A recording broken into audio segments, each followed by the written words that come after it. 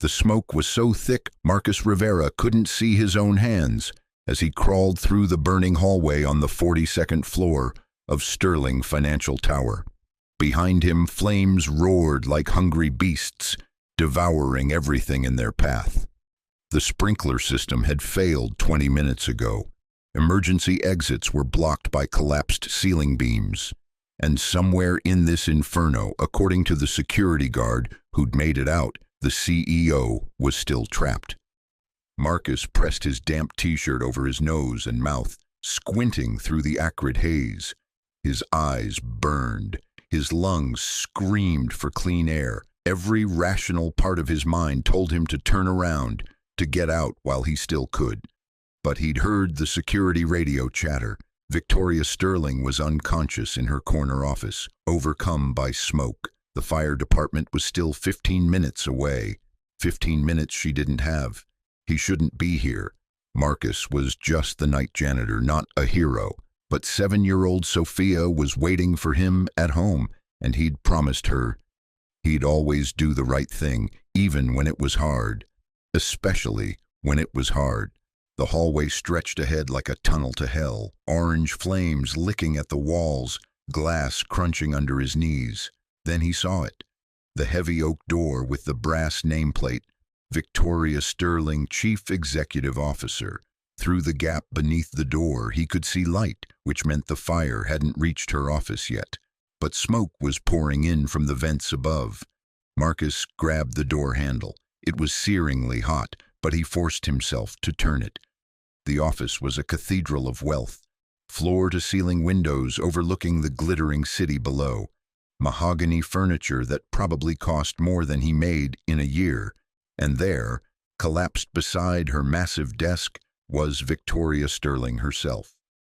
She lay motionless on the Persian rug, her perfectly tailored navy suit torn, her usually immaculate blonde hair splayed across her face. Her lips were turning blue. She wasn't breathing. Marcus didn't hesitate. He scooped her into his arms, surprised by how light she felt. This woman who commanded billion-dollar deals, who'd built an empire from nothing, who made headlines for her ruthless business tactics. In his arms, she was just someone who needed help. The journey back through the burning building was a nightmare. Chunks of ceiling crashed around them. The floor beneath his feet grew dangerously hot. Marcus stumbled twice, his vision blurring from smoke inhalation. But he kept moving. He had to. Sophia needed her father to come home. And this woman, whoever she was beyond the headlines and corporate reputation, deserved to live. By the time he burst through the emergency stairwell door into the building lobby, Marcus was barely conscious himself. His shirt was singed, his arms were scraped raw, and his lungs felt like they were filled with razor blades. Security guards and paramedics rushed toward him, but he only had eyes for the woman in his arms. "Is she breathing?" someone shouted. Marcus looked down at Victoria's face, still pale but no longer blue. Her chest rose and fell in shallow, rapid breaths. Her eyelids fluttered, and then she opened her eyes. For a moment that felt suspended in time, Victoria Sterling stared up at Marcus Rivera. Her green eyes, usually sharp as cut glass in board meetings, were unfocused and confused. But they were alive. She was alive. "What?" she whispered, her voice barely audible above the chaos around them. "You're safe," Marcus said, his own voice rough from smoke. "You're going to be okay." As the paramedics took over, as Victoria was loaded onto a stretcher and rushed towards the ambulance, she kept looking back at him, even as oxygen was placed over her face, even as the EMTs peppered her with questions. Her eyes searched for his. Marcus stood in the lobby, watching the ambulance disappear into the night, not knowing that in those few minutes of carrying Victoria Sterling through fire and smoke, he had changed both their lives forever. Not knowing that she would spend the next several days trying to find out who he was. Not knowing that her world of mergers and acquisitions was about to collide with his world of after-school pickups. and grocery store coupons in a way that would transform everything they thought they knew about success, family, and what it means to truly save someone's life. The fire department captain approached Marcus, notepad in hand. "Son, I need your statement about what happened up there." Marcus nodded, still staring at the spot where the ambulance had been. He gave his report. The smoke, the failed sprinkler system, finding Ms. Sterling unconscious. But he left out the part about how holding her had felt like holding something precious, something worth protecting. "You're a hero," the captain said when Marcus finished. "What you did up there, that took real courage." Marcus shook his head. "I'm just a janitor." But as he walked to his beat-up Honda Civic, past the fire trucks and news vans that were beginning to arrive, Marcus couldn't shake the feeling that something fundamental had shifted. He thought about Sophia, probably asleep in her bed, trusting that Daddy would come home safe. He thought about the woman whose life he'd just saved, who would probably never think of him again once she returned to her penthouse and her empire. He was wrong about that last part. The next morning, Marcus woke to Sophia jumping on his bed, her wild curls bouncing with each leap. "Daddy, Daddy, you're on TV!" Marcus rubbed his eyes, still feeling the burn of smoke in his lungs. "What?" Sophia grabbed the remote and turned up the volume on their small television.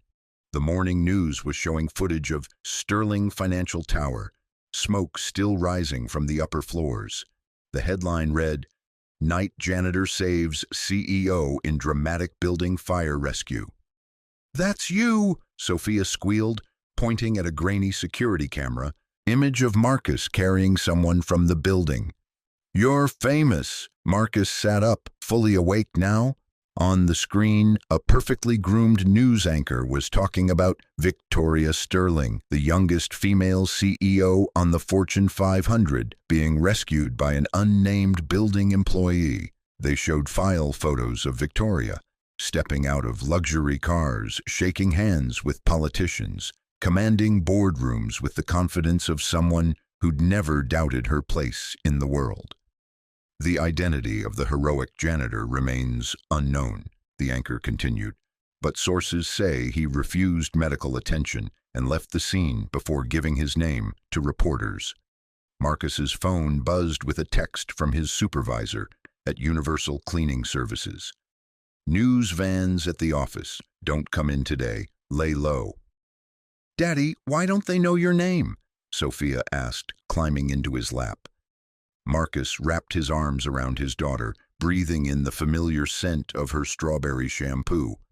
How could he explain that people like him, people who cleaned offices at night, who lived paycheck to paycheck, who shopped at discount stores, weren't usually the ones whose names made the news, even when they saved lives? "Sometimes it's better to help people quietly," he said finally. But even as he said it, Marcus knew that quiet wouldn't be an option for long. 3 blocks away from Marcus's modest apartment in Queens, Victoria Sterling lay in a private room at Mount Sinai Hospital, staring at the ceiling and trying to piece together the fragmented memories of the night before. The doctors said she was lucky. Smoke inhalation, minor burns on her arms, but nothing that wouldn't heal. They wanted to keep her for observation, but her mind wasn't on her medical condition. She kept seeing flashes, strong arms lifting her, a voice telling her she was safe, eyes filled with determination rather than fear. Someone had carried her through fire. Someone had risked their life to save hers. "The press is having a field day," said James Whitmore, her assistant, scrolling through his tablet as he sat beside her bed. "Stock prices jumped 3% on the sympathy bump. The board is calling it a miracle that you survived." Victoria barely heard him. "The man who carried me out. Do we know who he is?" James frowned. "Security says he's a night janitor. No one got his name. He left before—" "Find him," Victoria interrupted, her voice sharper than she intended. "Ma'am, find him. I don't care what it takes. Check employment records, security footage, payroll. Whatever you have to do, I need to thank him properly."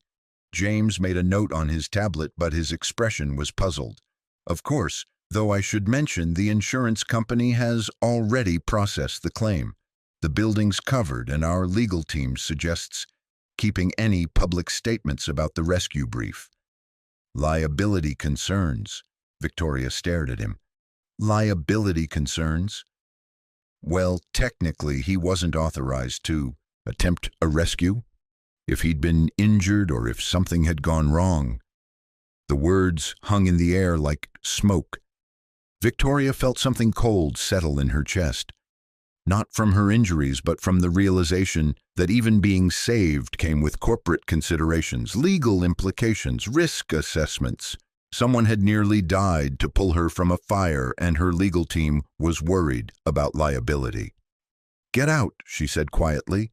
"Ms. Sterling, get out and find that man today." After James left, Victoria closed her eyes and tried to remember more details about her rescuer. Calloused hands, a voice with a slight accent, the smell of cleaning supplies beneath the smoke, eyes that looked at her not like she was Victoria Sterling, CEO, but like she was just someone who needed help. When was the last time someone had looked at her that way? She picked up her phone and scrolled through the dozens of messages. Board members, business partners, reporters requesting interviews about her miraculous survival. But none of them asked how she felt. None of them asked if she was scared. They wanted to know when she'd be back in the office, when the next quarterly meeting would be scheduled, when Sterling Financial would release a statement about the fire's impact on operations. Victoria set the phone aside and looked out the window at the city below. Somewhere out there was a janitor who had carried her through fire, asked for nothing in return, and disappeared into the night like some kind of guardian angel. And she didn't even know his name. She would find him, she decided. Not for the cameras or the corporate gratitude press release James was probably already drafting. She would find him because for the first time in years, someone had shown her what true courage looked like. And maybe, just maybe, he could teach her how to be brave in ways that had nothing to do with boardrooms or balance sheets. If you're enjoying this story so far, don't forget to hit the like button and subscribe. Drop a comment telling me where in the world you're watching from. I love hearing from you. 2 days passed before Universal Cleaning Services received the call. Marcus was mopping the lobby of a midtown office building when his supervisor, Danny Restrepo, tracked him down, his usually jovial face serious. "Marcus, we need to talk." They stepped into an empty conference room and Danny closed the door behind them. "Sterling Financial's people have been calling. They want to meet with you." Marcus felt his stomach drop. "Am I in trouble? Did I do something wrong?" "Wrong?" Danny laughed, but there was no humor in it. "You saved their CEO's life. They want to thank you, probably give you some kind of reward." "I don't want a reward." "Maybe not, but they're not the type of people who take no for an answer. They want to meet with you tomorrow, 2 o'clock at their temporary offices." Danny paused. "Marcus, these are powerful people. Be careful." That evening, Marcus sat on the small balcony of his apartment, watching Sophia color at the plastic table they'd bought secondhand. The late autumn air was crisp, and the sounds of Queens, traffic, music from open windows, children playing in the courtyard below, created a familiar symphony around them. "Daddy, are you worried about something?"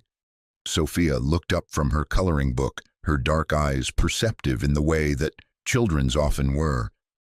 Marcus considered lying, giving her the kind of reassuring non-answer that parents use to shield their children from adult complexities. But Sophia had been through enough changes in her 7 years. Her mother leaving when she was 3, the constant moves as Marcus searched for affordable housing, the careful budgeting that meant generic cereal and thrift store clothes. She deserved honesty. "Someone wants to thank me for helping them," he said. "Rich people, and I'm not sure what they want." Sophia nodded seriously. Like when Mrs. Patterson wanted to thank me for finding her cat, but then she wanted me to come clean her house every day? Marcus smiled despite his anxiety.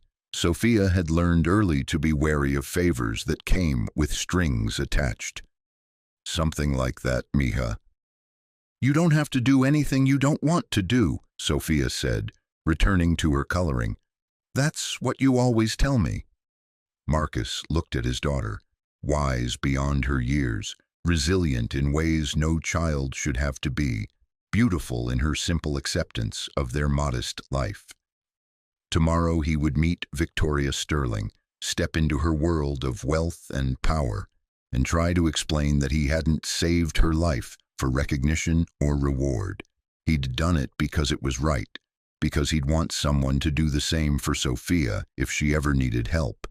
But as he tucked Sophia into bed that night, reading her a library book about a brave princess who saved herself, Marcus couldn't shake the feeling that tomorrow would change everything. And change, in his experience, was rarely good news for people like him. "Daddy," Sophia said sleepily as he turned off the light, "the lady you saved, do you think she has any kids?"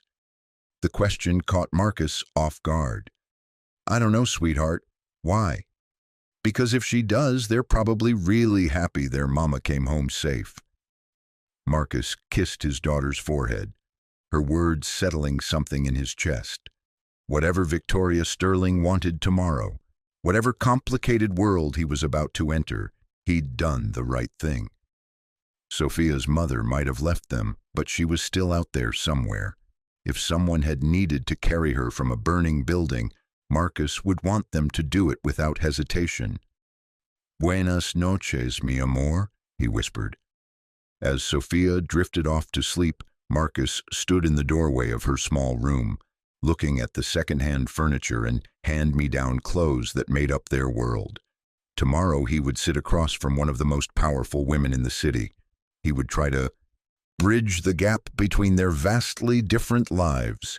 And he would remember that no matter what Victoria Sterling offered him, the most important person in his world was already safe in her bed, dreaming of brave princesses and happy endings.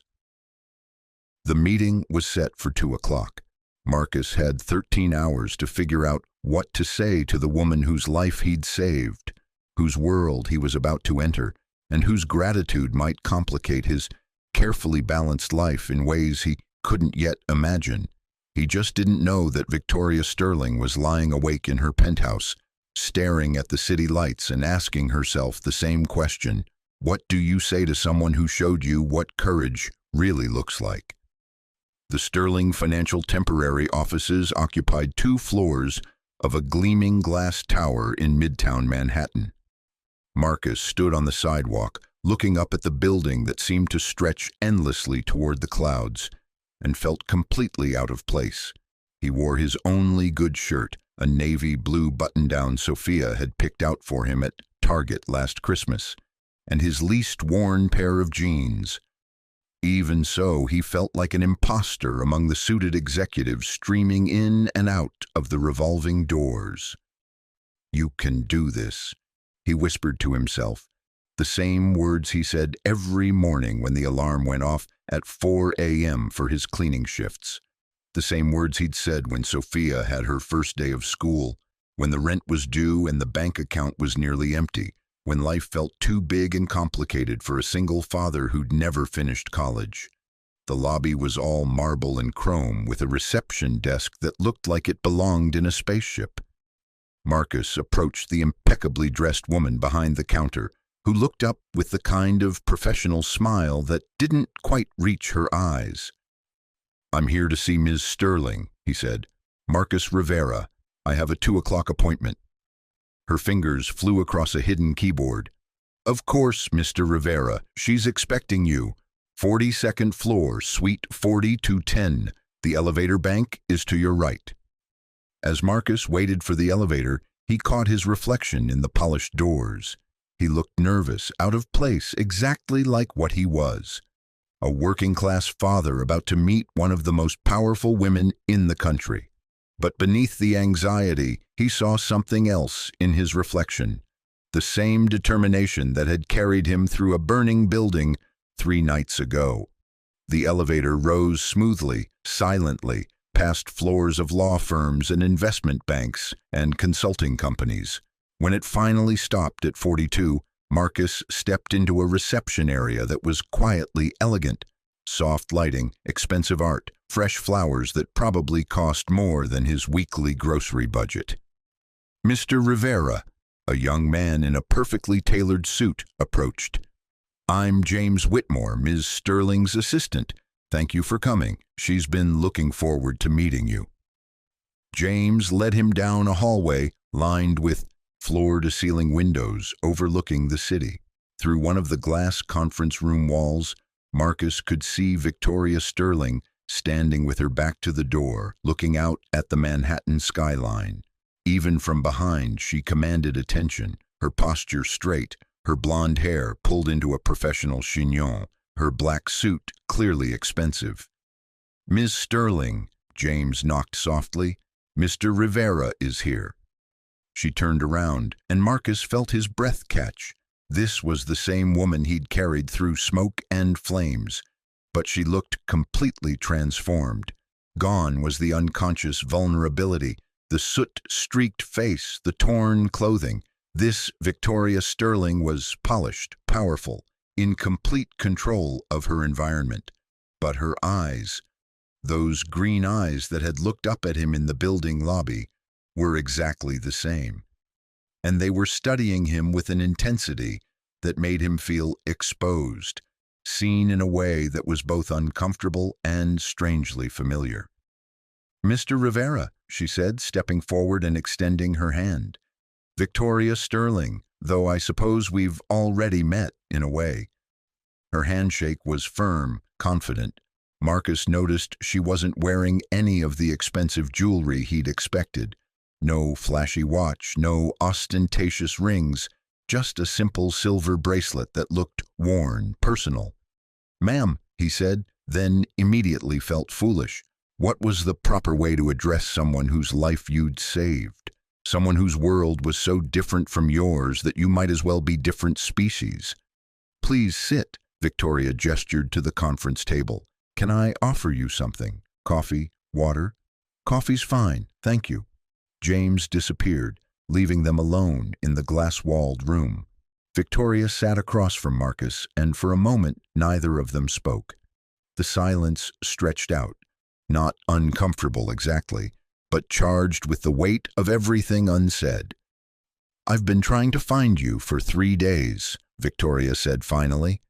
"Do you know how difficult it is to locate someone who doesn't want to be found in a city of 8 million people?" Marcus shifted in his chair. "I wasn't hiding, I don't know what you expected me to do. Call the newspapers?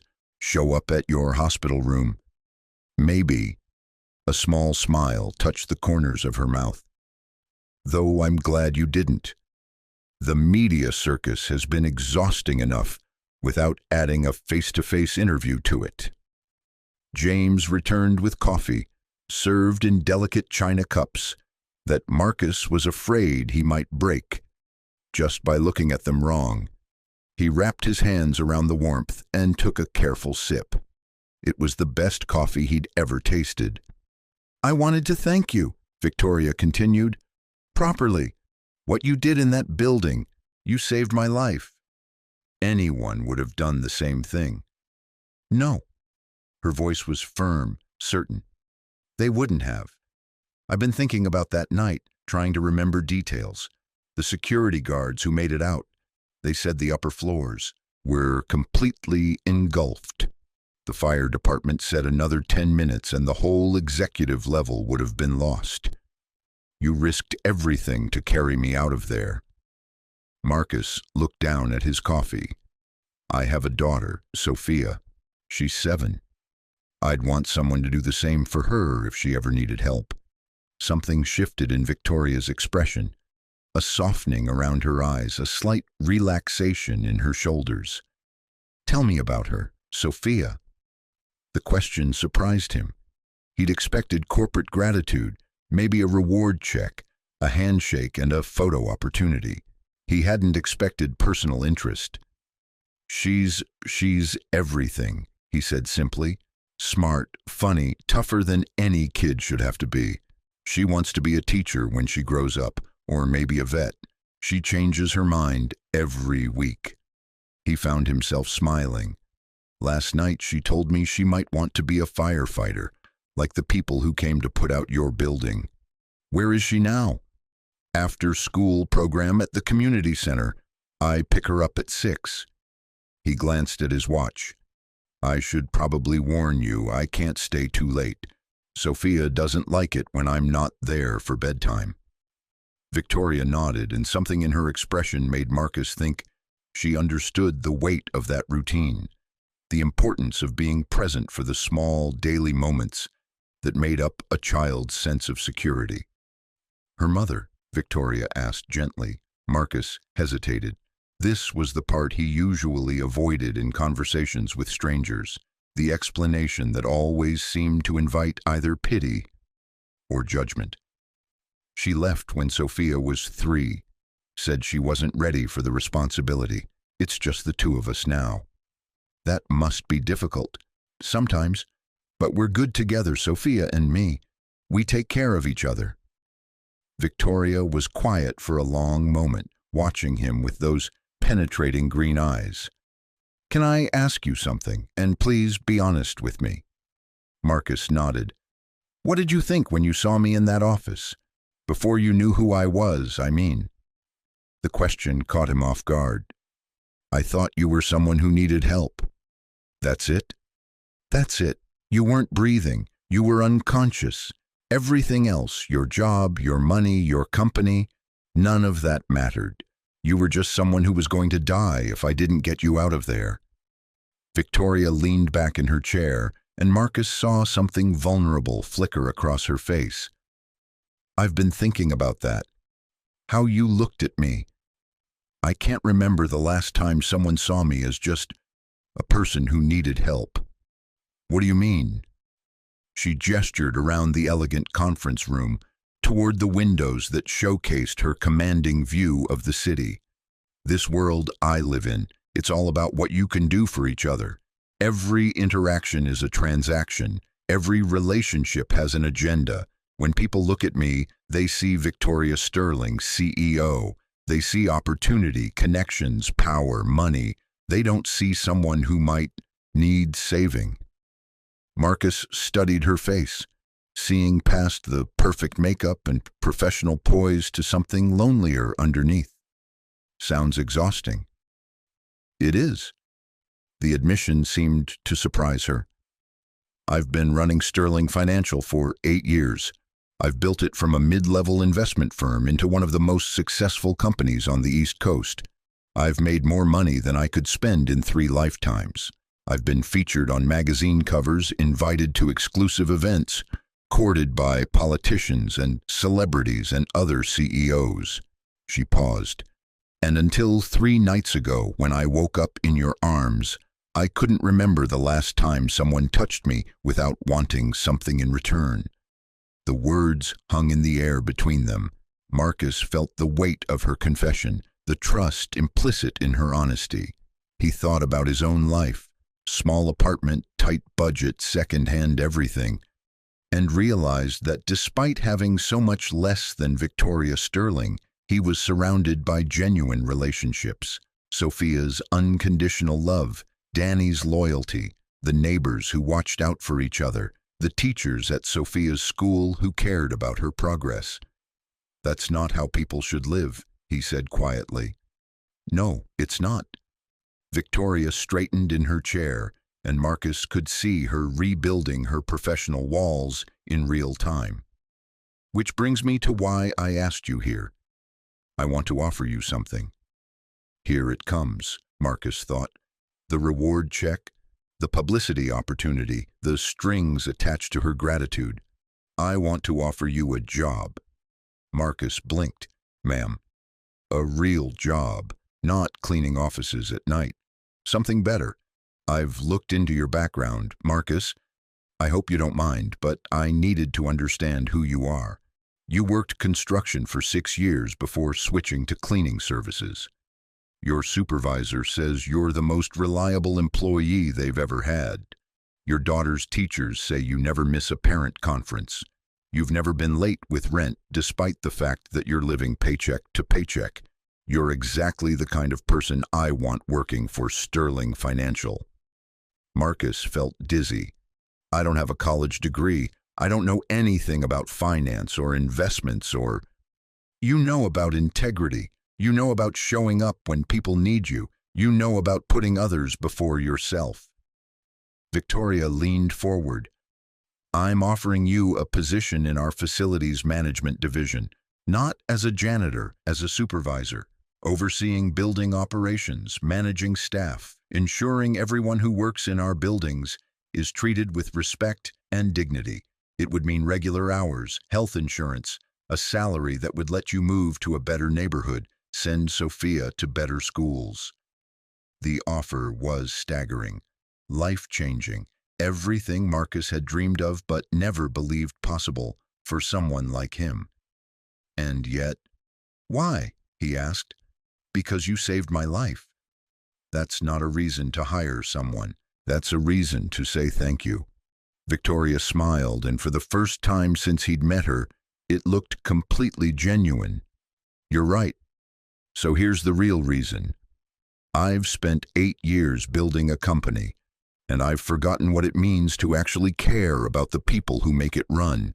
The night janitors, the security guards, the cafeteria workers, they're invisible to most executives, but not to you.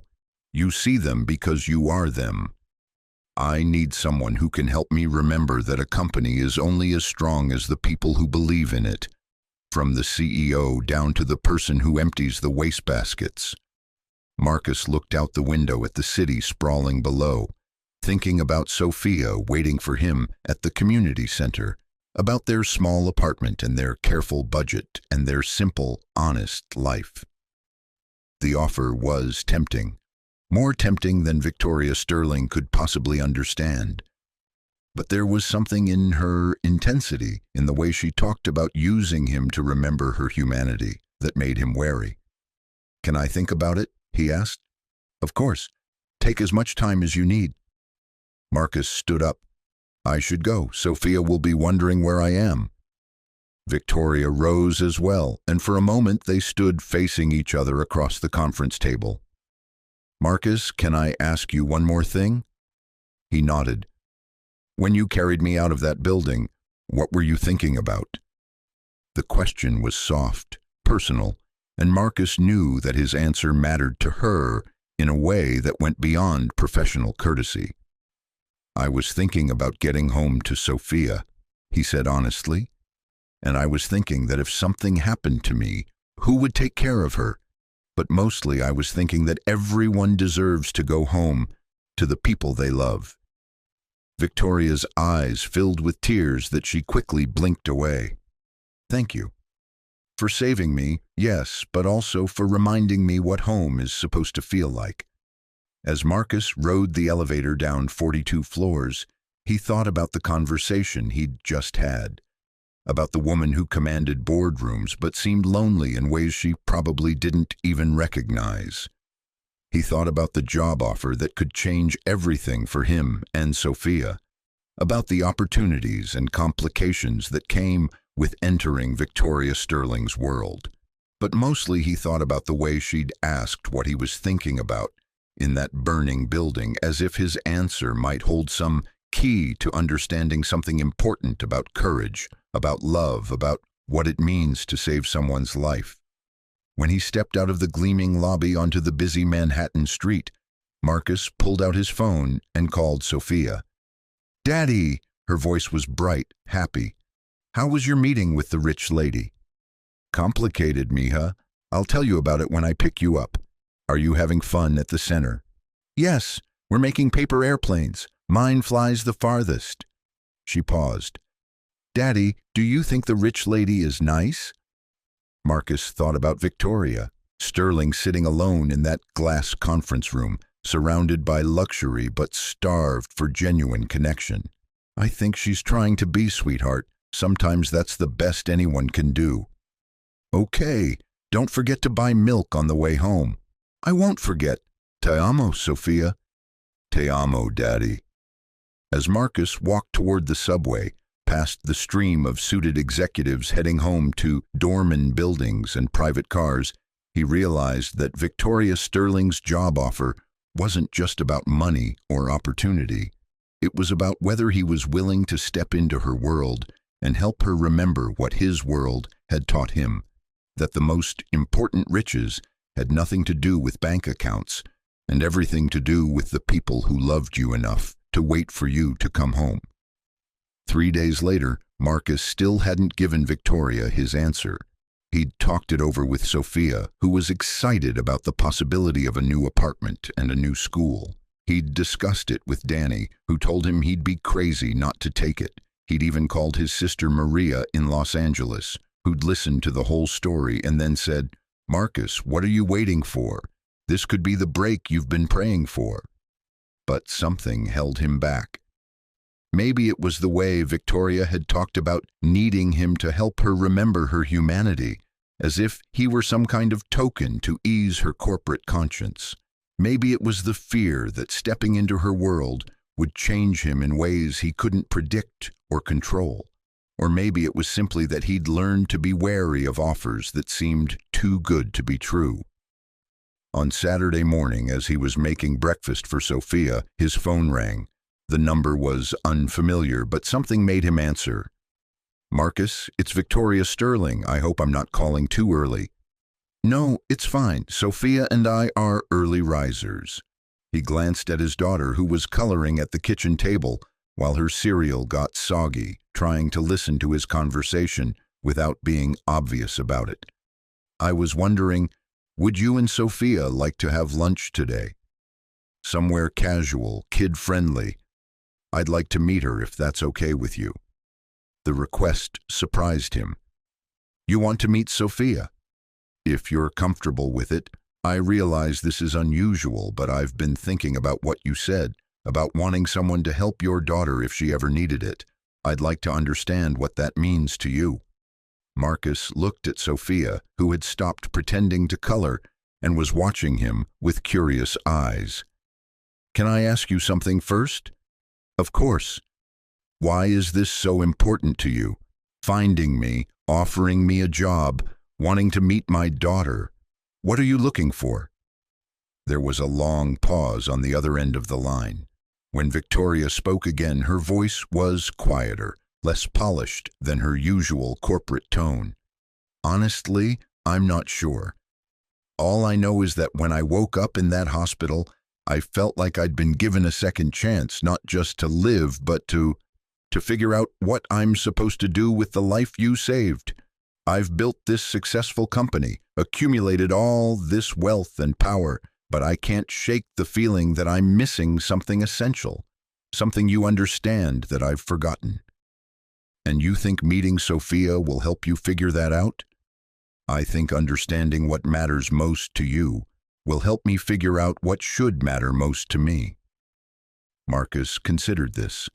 There was something honest in Victoria's confusion, something vulnerable in her admission that success hadn't brought her satisfaction, and despite his wariness about her world, he found himself wanting to help her find whatever it was she was searching for. "Okay," he said, "but somewhere Sophia will feel comfortable, not some fancy restaurant where she'll be afraid to touch anything. I was thinking Central Park. There's a cafe near the playground. Sophia could play while we talk." They agreed to meet at noon. After Marcus hung up, Sophia immediately pounced. "Who was that? Was it the rich lady? Are we going to meet her? Can I wear my purple dress?" Marcus laughed, ruffling her dark curls. "Yes, yes, and yes, but Sophia, I need you to remember something important." She looked at him seriously. "Ms. Sterling is very different from us. She has a lot of money and lives in a very fancy world. But underneath all that, she's just a person, just like you and me. Can you remember that?" Sophia nodded solemnly. Like when Mrs. Chen from upstairs seems really scary because she never smiles, but then you find out she's just sad because she misses her family in China. Exactly like that. Central Park on a crisp October afternoon was alive with families, joggers, street musicians, and the last defiant colors of autumn.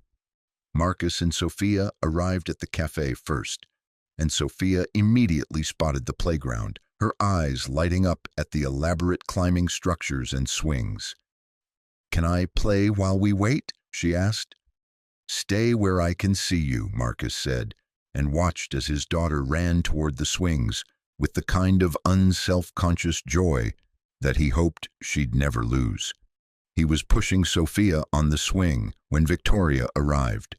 She looked completely different from the polished executive he'd met in the conference room. She wore jeans, a cream-colored sweater, and sneakers. Expensive ones probably, but still sneakers. Her hair was down, held back by simple sunglasses, and she carried a small bag instead of the leather briefcase he'd expected. "You found us," Marcus said, lifting Sophia down from the swing. "This must be Sophia." Victoria crouched down to be at eye level with his daughter. "Hi, Sophia. I'm Victoria. Your dad told me you might want to be a teacher or a veterinarian when you grow up." Sophia studied Victoria with the frank curiosity of a 7-year-old. "You're the lady my daddy saved from the fire." "I am. Your daddy is very brave." "I know. He's not scared of anything. Well, except spiders. He makes me kill." "The spiders?" Sophia giggled. "Are you really, really rich?" "Sophia!" Marcus felt heat creep up his neck, but Victoria laughed, a genuine, delighted sound. "I have a lot of money, yes. Does that seem strange to you?" Sophia considered this seriously. "A little. My daddy works really hard, but we don't have very much money." "Do you work harder than my daddy?" The question was innocent, but Marcus could see it hit Victoria like a physical blow. She looked up at him, then back at Sophia. "No, sweetheart. I don't think I work harder than your daddy. I've just been very lucky." They got lunch from the cafe, sandwiches and fruit and hot chocolate for Sophia, and found a table with a view of the playground. Sophia chattered easily, telling Victoria about school, about her friend Maria who was teaching her Spanish curse words, about the book report she was writing on dolphins. "Why dolphins?" Victoria asked. "Because they're smart and they help each other. Like when one dolphin gets hurt, the other dolphins will carry it to the surface so it can breathe, just like how Daddy carried you so you could breathe." Marcus saw Victoria's eyes fill with tears that she quickly blinked away. "That's very wise, Sophia. I never thought about it that way." As Sophia finished her sandwich and ran back to the playground, Victoria and Marcus sat in comfortable silence, watching her climb the jungle gym with fearless determination. "She's remarkable," Victoria said finally. "She's my whole world." "I can see that. The way you look at her, the way she trusts you completely. It's beautiful." Victoria paused. "I was wondering, what happened to her mother, if you don't mind me asking?" Marcus had told this story before, but sitting in the park with Sophia's laughter echoing around them, it felt different, more raw. "Carmen was young when Sophia was born. We both were. I was 23, working construction, thought I had everything figured out. Carmen was 19, still in school. When Sophia came along, it was overwhelming. The sleepless nights, the constant responsibility, the way having a child changes every single thing about your life." He watched Sophia navigate the monkey bars with intense concentration. "I loved it, the responsibility, I mean, having someone depend on me, watching Sophia learn and grow, being needed in this completely pure way. But Carmen, she felt trapped. She'd stay out late, come home drunk, disappear for days at a time. One morning when Sophia was 3, I woke up and found a note. Carmen said she wasn't ready to be a mother, that she was moving back to Puerto Rico to live with her aunt. That was 4 years ago. We haven't heard from her since. I'm sorry. I'm not. Not anymore. Sophia deserves someone who chooses to be there, not someone who stays out of obligation. Marcus looked at Victoria. What about you? Family? Victoria was quiet for so long that Marcus thought she might not answer. My parents died in a car accident when I was in college. I have a brother, but we don't speak. I was married once, briefly, in my 20s. David was an investment banker, very ambitious, very focused on building wealth and social status. We were perfect on paper, two successful professionals with similar goals and backgrounds. What happened? I realized that we were business partners, not lovers. We never talked about anything that mattered. We never laughed together. When I got home at night, he was either still at the office or entertaining clients. We lived in the same apartment but completely separate lives. The marriage lasted 2 years. Any kids? Victoria shook her head. David didn't want children, said they would interfere with our career goals. I told myself I agreed with him, that I was too busy building my company to be a mother. But watching you and Sophia today, she trailed off. You're having second thoughts? I'm having thoughts I've never allowed myself to have, about what I might have given up in pursuit of success, about whether the life I've built is actually worth living. Sophia ran back to the table, cheeks flushed from playing. Victoria, do you want to see how high I can swing? I'd love to. For the next hour, Victoria pushed Sophia on the swings, helped her across the monkey bars, and cheered when she successfully navigated the climbing wall. Marcus watched, amazed, as his daughter's natural warmth melted Victoria's professional reserve. By the time Sophia was tired enough to sit still, Victoria was laughing freely, her expensive sweater smudged with dirt from the playground. You're good with her, Marcus observed as Sophia curled up on the bench between them, tired from all the playing. She makes it easy. She's so open, so trusting. When was the last time someone was genuinely happy to see me, with no agenda behind it? Maybe that's because you don't let people see the real you very often. Victoria considered this. The real me isn't very interesting. Just a workaholic who lives alone in an expensive apartment and orders takeout for dinner most nights. I don't believe that. Why not? Because the woman who's been playing with my daughter for the past hour, who asked thoughtful questions about her school and her dreams, who got dirty crawling through playground equipment in designer jeans. That woman is interesting. She's real. She cares about things that matter. Sophia had fallen asleep against Victoria's arm, her small body completely relaxed. Victoria looked down at the sleeping child with wonder. She trusts so easily, Victoria murmured. Kids are good at seeing who's safe and who isn't. Sophia likes you because you're genuinely kind to her, not because you're trying to impress anyone. I can't remember the last time someone fell asleep next to me because they felt safe. The admission was soft, vulnerable, and Marcus felt his heart ache for this successful, accomplished woman who seemed to have everything except the things that actually mattered. Victoria, can I ask you something? She nodded. What do you want? Not what you think you should want, not what looks good in a magazine article. What do you actually want your life to look like? Victoria was quiet for a long time, her hand gently stroking Sophia's hair. When she finally spoke, her voice was barely above a whisper. I want to come home to someone who's happy to see me. I want to have conversations about things that matter. I want to help people in ways that are real and meaningful, not just writing checks to charity boards. She paused. I want to feel like my life has purpose beyond making money. Those are good wants. They're also terrifying, because wanting those things means admitting that the life I've spent 8 years building isn't actually making me happy. Marcus looked out at the park, at the families scattered across the grass.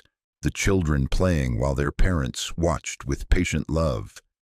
Change is scary, but sometimes it's the only way to find what you're really looking for. As they walked back toward the subway, Sophia awake now and skipping ahead, Victoria touched Marcus's arm. "I've made a decision about the job offer," she said. "Oh?" "I'm withdrawing it." Marcus stopped walking. "What? Why?" "Because I was offering it for the wrong reasons. I wanted to hire you to help me remember how to be human, which isn't fair to you. You're not responsible for my personal growth." Victoria smiled. "But I'd like to make a different offer." "What kind of offer?" "Be my friend. Help me figure out how to live a life that actually matters. Introduce me to the things you've learned about what's really important. And in return, I'll help you and Sophia in whatever ways I can. Not as charity, but as someone who cares about your happiness." Marcus studied her face, seeing sincerity there and vulnerability and hope. "That's a much better offer," he said. "So you'll consider it." Marcus thought about Sophia skipping ahead of them, about the afternoon they'd just spent, about the way Victoria had looked at his daughter with genuine wonder. He thought about her confession that she wanted her life to have meaning, and about his own belief that everyone deserved the chance to find their way home. "I don't need to consider it," he said. "I accept." If you're hooked on this story, make sure to subscribe and turn on notifications so you never miss an upload. Your support means everything and helps me bring you more emotional stories like this one. 3 weeks into their unlikely friendship, Marcus began to understand that Victoria Sterling's world came with complications he hadn't anticipated. It started with small things. Photographers outside Sophia's school, reporters calling the community center, asking about the hero janitor, whispers from other parents at pickup time. The story of the rescue had taken on a life of its own in the media, and Victoria's frequent visits to Queens were adding fuel to the speculation. "Daddy," Sophia said one evening as they walked home from the grocery store, "why was that man taking pictures of us?" Marcus had noticed the photographer too, someone with a long lens lurking across the street from their apartment building. "Some people are curious about us because of what happened with Ms. Victoria." "Are we famous now?" "No, mija, we're just regular people who got caught up in someone else's story." But even as he said it, Marcus knew their quiet life was changing in ways he couldn't control. The breaking point came on a Thursday evening. Marcus was helping Sophia with her math homework when his phone rang, Victoria calling from her office. "Marcus, I need to warn you about something. There's going to be an article in tomorrow's Herald about us." Marcus felt his stomach drop. "What kind of article?" The headline is, "Billionaire's New Charity Case. CEO Victoria Sterling's Unusual Friendship with the Janitor Who Saved Her Life." They have photos of us in Central Park, of me visiting your apartment building, of Sophia at school. Victoria's voice was tight with anger. "My PR team says the angle is that I'm using our friendship for positive publicity after the fire raised questions about building safety violations." Building safety violations? The fire started because of faulty wiring that hadn't been updated in 15 years. The city is investigating whether Sterling Financial cut corners on maintenance to save money. The media is painting me as a heartless corporate executive who ignored safety to protect profit margins. Marcus sank into his chair, watching Sophia concentrate on her division problems, oblivious to the storm gathering around their family. "So you're spending time with me to look sympathetic?" "That's what they're suggesting, yes. And Marcus, it gets worse. They interviewed some of your neighbors, asked about your financial situation. They're implying that I'm paying you off to keep quiet about the real cause of the fire." The accusations hit like physical blows. Marcus had wondered if people would misunderstand Victoria's friendship with his family, but he hadn't imagined anything this ugly. Are you paying me to stay quiet about something? Of course not. Marcus, you were there. You saw what happened. The fire started in the electrical room, spread through the ventilation system. There was nothing anyone could have done to prevent it once it began. But doubt was creeping in. Marcus thought about all the ways Victoria had helped them, the groceries that appeared in their refrigerator, the scholarships that covered Sophia's after-school program, the mysterious rent reduction their landlord claimed was part of a city housing initiative. Had he been naive to believe her generosity came without strings attached? I have to go, he said. Sophia has school tomorrow. Marcus, wait, we need to talk about this properly. Can I come over? I don't think that's a good idea. Not right now. Marcus hung up and stared at his phone, feeling the walls of their small apartment closing in. Sophia looked up from her homework. Was that Victoria? She sounded upset. She's dealing with some problems at work, sweetheart. Are we still going to see her this weekend? Marcus didn't know how to answer that question. The article was worse than Victoria had prepared him for. The Herald had done their research, painting a picture of Marcus as a struggling single father who'd been swept into Victoria Sterling's world of wealth and privilege. They questioned whether his heroic rescue had been as spontaneous as reported, suggested that Victoria's friendship with his family was calculated damage control, and implied that Marcus was either complicit in a cover-up or too naive to realize he was being used. The photos were particularly damaging, Victoria pushing Sophia on a swing while Marcus watched, both of them smiling, looking for all the world like a happy family. The caption read, "Sterling plays surrogate mother to Rivera's daughter, while questions swirl about her company's safety record." Marcus read the article 3 times, trying to separate fact from speculation, but the implications were clear. Their friendship was either a lie or a mistake that was hurting everyone involved. His phone had been ringing all morning. Reporters, curiosity seekers, and well-meaning neighbors who wanted to discuss what they'd read. Marcus had turned it off and taken Sophia to school early, avoiding the cluster of parents at the main entrance, who he knew would be buzzing with gossip. When he got home, Victoria was waiting outside his apartment building, sitting on the front steps, in jeans and a simple sweater, looking smaller and more vulnerable than he'd ever seen her. "How long have you been here?" he asked. "About an hour. I called in sick to work, which is something I haven't done in 8 years. She stood up, wrapping her arms around herself against the October chill. "Can we talk, please?" Marcus looked around at the neighbors' windows, knowing that curtains were probably twitching, that more photos might be taken, that this conversation would likely make everything worse. But Victoria looked so lost, so different from the confident executive who commanded boardrooms, that he couldn't turn her away. "Come up, but only for a few minutes." In the small living room, Victoria looked around at their modest furniture, the stack of Sophia's library books on the coffee table, the drawings taped to the refrigerator. When Marcus handed her a cup of coffee in one of their mismatched mugs, she wrapped her hands around it like it was an anchor.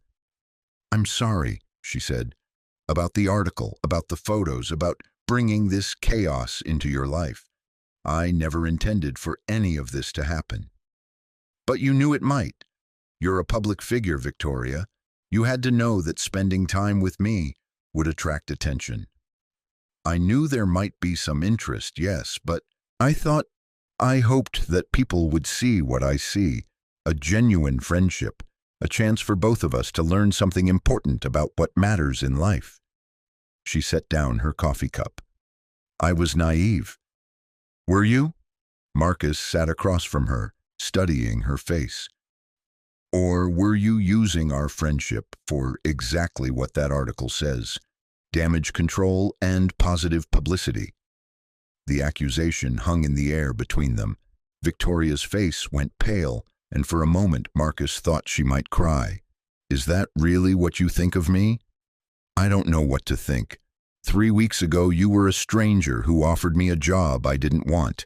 Now you're in my living room, my daughter adores you, and the newspapers are calling me your charity case. Help me understand how we got here." Victoria was quiet for a long time, staring down at her hands. When she finally looked up, her eyes were bright with unshed tears. "You want to know the truth? The whole truth?" Marcus nodded. "When I woke up in that hospital, I felt like I'd been given a second chance at life, but I didn't know what to do with it.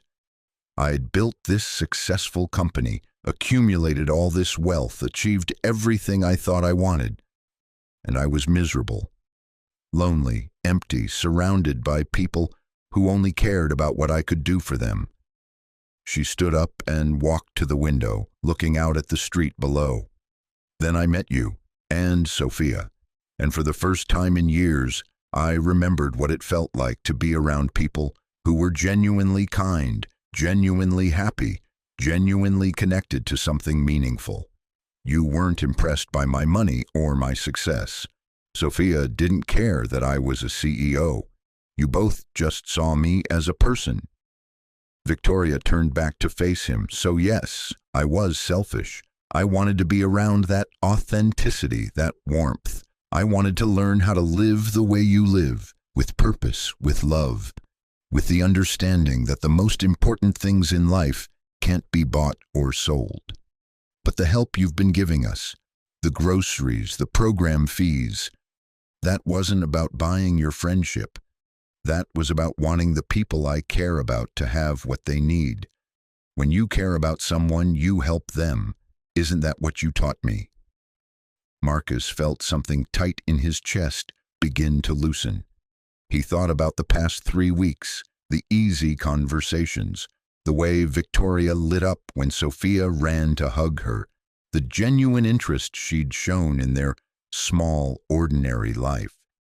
Had he really been naive enough to miss some elaborate manipulation?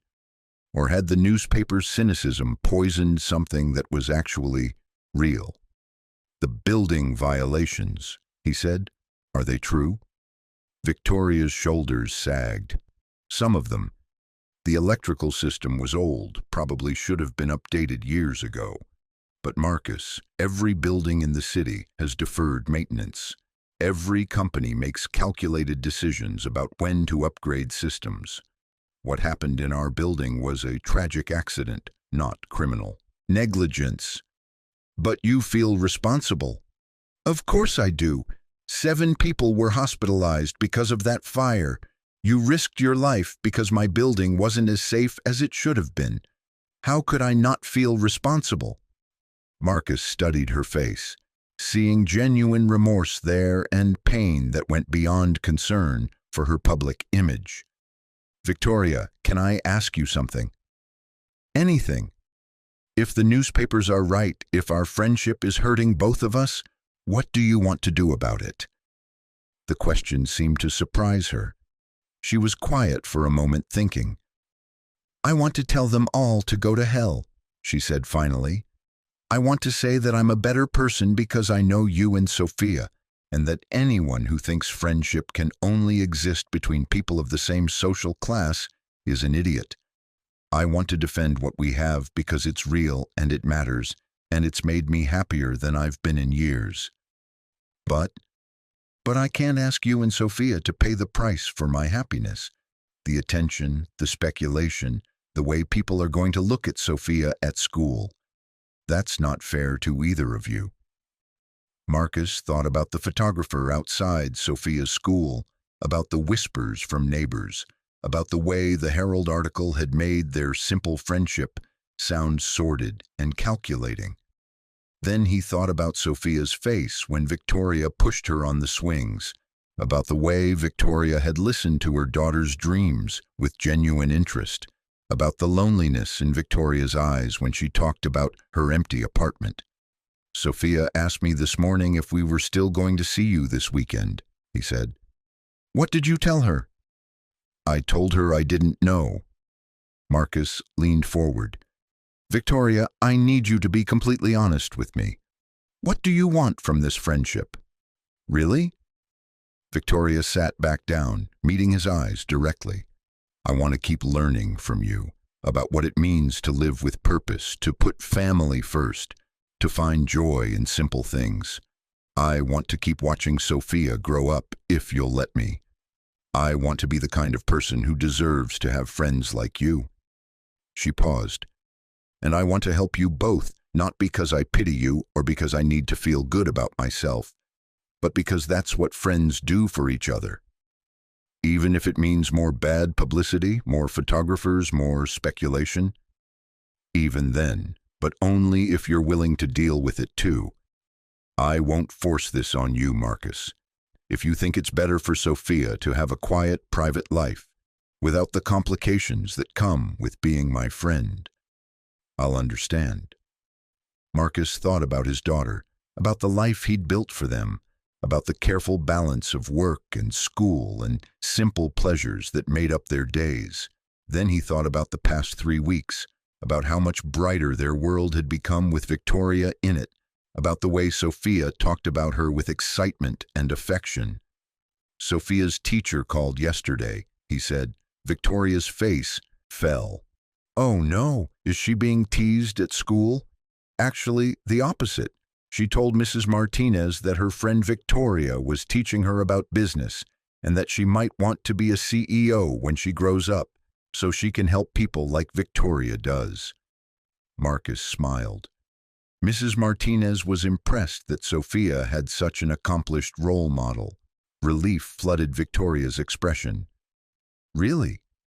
Really? Look, Victoria, I'm not naive. I know that being your friend means dealing with attention I never asked for. I know there will always be people who assume the worst about why we spend time together. But I also know what I see when you're with my daughter, and when you talk about wanting to live differently. That's real. And if it's real, then it's worth protecting. So what do we do about the media circus? Marcus thought about this. We keep being friends. We ignore the photographers and the gossip and the people who can't understand that friendship doesn't have to make sense on paper. And if anyone asks, we tell them the truth, that you're someone I care about. Sophia adores you, and what other people think about that doesn't matter. Victoria's eyes filled with tears. You do that? Deal with all the complications that come with being my friend? Victoria, you carried Sophia on your shoulders at the zoo last weekend because her feet hurt. You spent an hour helping her with a math problem that was frustrating her. You listened to her stories about dolphins and unicorns like they're the most interesting things you've ever heard.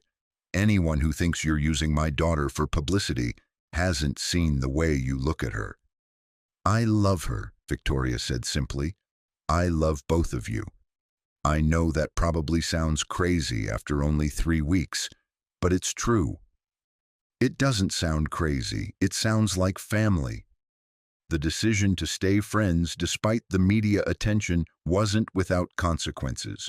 For the next 2 weeks, Marcus and Sophia dealt with photographers outside their apartment, reporters calling the school, and neighbors who alternated between treating them like celebrities and whispering behind their backs. Victoria's company stock fluctuated as investors tried to determine whether her friendship with Marcus was good or bad for Sterling Financial's image.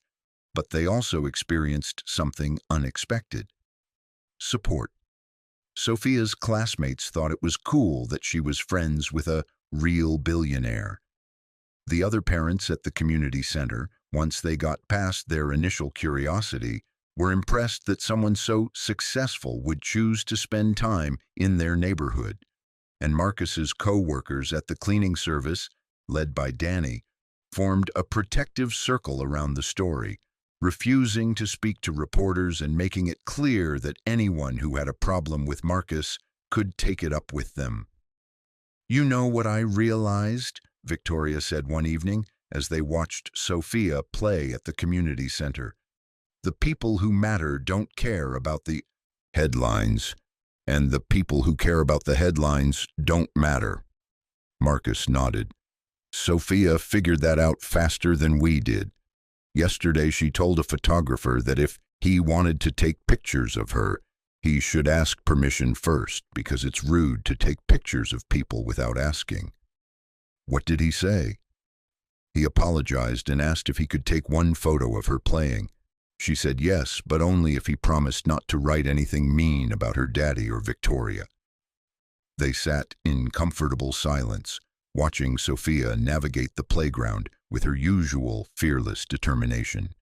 The evening light was soft and golden, and for a moment Marcus could almost forget about the complications that came with their friendship. "Marcus," Victoria said quietly, "there's something else I need to tell you."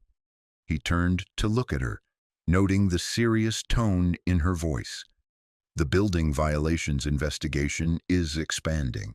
The city found more problems than they initially reported.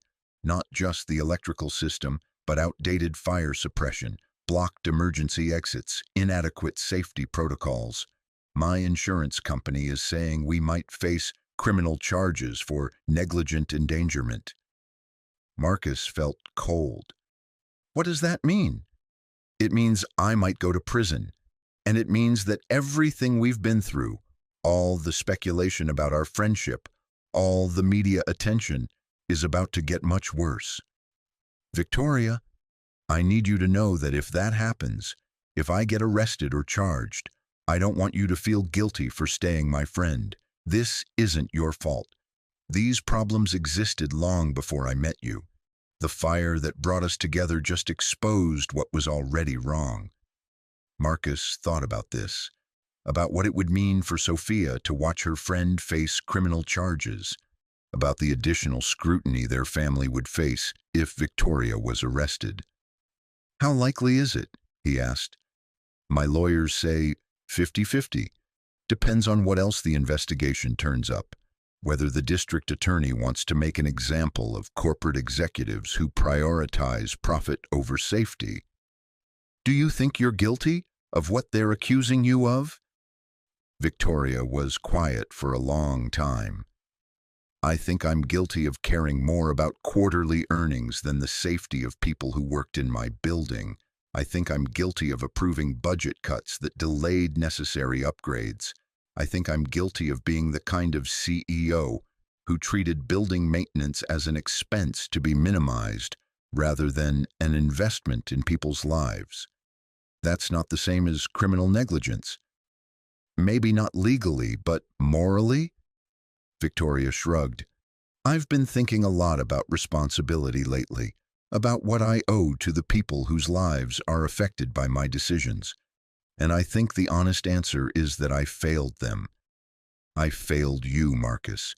You nearly died because I was too focused on profit margins to ensure my building was safe."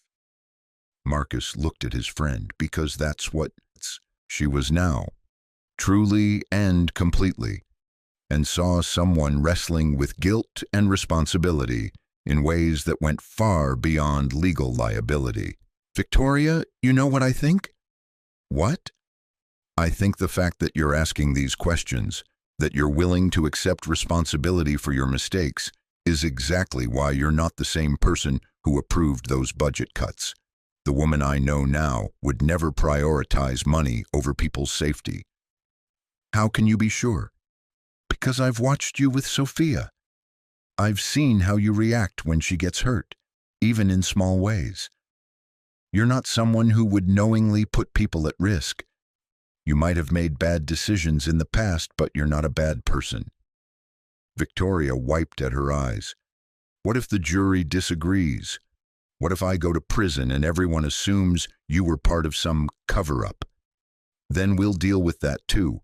Sophia and I aren't going anywhere, Victoria. Whatever happens, we're your friends. That doesn't change because of legal problems or bad publicity or anything else. Even if it means more photographers, more headlines, more people questioning your judgment." Marcus thought about this seriously. He thought about Sophia, about protecting her from adult complications, about the simple life they'd built together. Then he thought about the woman sitting beside him, who had spent the last month learning to live with purpose and love. who had become part of their family in ways that mattered more than shared blood. "Especially then," he said. "That's when friends matter most." Victoria reached over and took his hand. "Thank you for everything, for saving my life, for teaching me what family means, for not giving up on me when things got complicated. Thank you for reminding me that good people exist in all kinds of places, and for loving Sophia the way she deserves to be loved." As they walked home that evening, Sophia skipping between them and chattering about her day, Marcus realized that their friendship had already survived its first real test. The media attention, the speculation, the investigation, all of it had only made their bond stronger, more intentional, more real. Whatever came next, they would face it together, because that's what families do. 2 weeks later, Victoria Sterling was arrested at her office on charges of criminal negligence and reckless endangerment. The perp walk was captured by dozens of cameras, her hands cuffed behind her back as federal marshals led her from the gleaming lobby of Sterling Financial to a waiting car. Marcus learned about it from the evening news, watching in horror as Sophia climbed into his lap, her small face worried and confused. "Daddy, why is Victoria in handcuffs?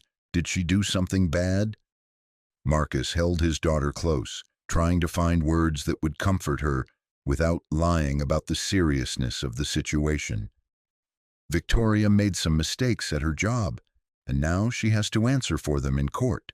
But that doesn't mean she's a bad person. Sometimes good people make bad choices and have to face consequences." "Will we still be able to see her?" "I don't know, mija. We'll have to wait and see." That night, after Sophia was asleep, Marcus's phone rang.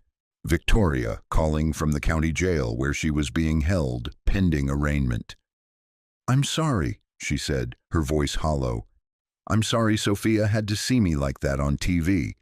I'm sorry this is happening to your family because of me. Don't apologize for things that aren't your fault. This is my fault, all of it. Victoria, listen to me. Sophia asked if we'd still be able to see you, not whether you were guilty, not whether she was afraid of you. She just wants to know if we'll still be friends. That's what matters." There was silence on the other end of the line, then the sound of Victoria crying. "I don't deserve friends like you," she whispered. "Yes, you do. And when you get through this, and you will get through this, we'll be here. All of us." Victoria Sterling's trial became one of the most closely watched corporate criminal cases in recent memory. The prosecution painted her as a callous executive who sacrificed safety for profit, while the defense argued that she was a scapegoat for systemic problems in how buildings were maintained across the city. Throughout it all, Marcus and Sophia continued their weekly visits to Victoria at the detention center where she was held during the trial. They brought books, drawings, stories about Sophia's school days, small pieces of normal life to remind Victoria that she was still part of their family, still loved, still worth fighting for. The visits weren't easy. The detention center was sterile and depressing, full of guards and security cameras and the constant reminder that Victoria's freedom hung in the balance. But Sophia approached even this with her characteristic resilience, treating their visits like they were simply a new kind of playground where the rules were different but the love remained the same. "Victoria looks sad," Sophia observed after one visit. "I think she needs more hugs." "The guards don't allow much physical contact, sweetheart. Then we'll have to give her extra smiles instead." On the day the verdict was announced, Marcus sat in the courtroom gallery with Sophia, watching as 12 strangers decided Victoria's fate. When the jury foreman read, "Guilty on all counts," Marcus felt his heart break for his friend, for the woman who had learned to love and be loved, who now faced years in prison for mistakes made in pursuit of corporate success. Victoria turned in her chair to look at them, her face pale but composed. She mouthed, "Thank you, and I love you both," before the bailiff led her away. Outside the courthouse, reporters swarmed Marcus and Sophia, shouting questions about their relationship with Victoria, their reaction to the verdict, their plans for the future. Marcus picked up his daughter and pushed through the crowd, saying nothing until they reached the safety of their car. "Daddy," Sophia said as they drove home through the busy streets of Queens, "is Victoria going to be okay?" Marcus thought about this question. Really thought about it. Victoria would serve her time, probably 2 to 3 years if the sentencing guidelines held. She would lose her company, her reputation, her place in the world she had built. But would she be okay? "I think she will be," he said finally, "because she has people who love her, and because she's learned what really matters in life. Sometimes that's enough to get through anything." That evening, Marcus wrote Victoria a letter, the first of many he would send over the next 2.5 years. He told her about Sophia's latest school project, about the community center's plans for a new playground, about the way their neighborhood was slowly changing but still felt like home. He told her that friendship doesn't end because of prison walls, that family means showing up even when it's hard, that love is the one thing no judge or jury can take away. Most importantly, he told her that when she was ready to come home, they would be waiting for her, because that's what family does. Thank you so much for watching until the end. If you loved this story, check out the other videos on your screen now. I think you'll really enjoy them, and don't forget to subscribe if you haven't already. See you in the next story.